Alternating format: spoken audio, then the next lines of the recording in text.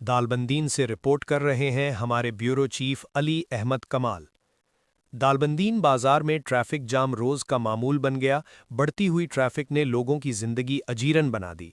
माह रमज़ानुल मुबारक के आखिरी अशरे और ईद उल फित्र की आमद के साथ ही दालबंदीन बाजार में ट्रैफिक जाम एक संगीन मसला बनता जा रहा है। दालबंदीन बाजार की सड़कें और तंग गलियां अब इस रश वाली ट्रैफिक को काबू नहीं कर सकती हैं। बाजार के अक्सर व बेशतर सड़कें और गलियां दिन भर मुख्तलिफ किस्म की गाड़ियों से भरी हुई दिखाई देती हैं।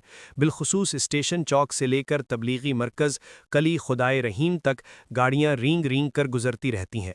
गर्म मौसम में रोज़ा रखे हुए लोग ट्रैफिक जाम के सबब सख्त जहनी कोफ्त का शिकार हो जाते हैं।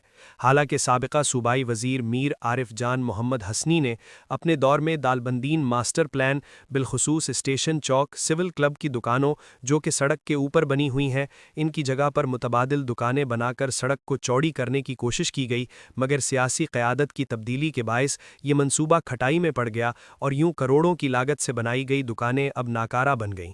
अगर मज़कूरा दुकानों को ज़ेरे इस्तेमाल में लाकर सड़क पर बनी हुई दुकानें हटा दी जाएं तो दालबंदीन बाज़ार में 90% ट्रैफिक जाम का मसला हल हो सकेगा।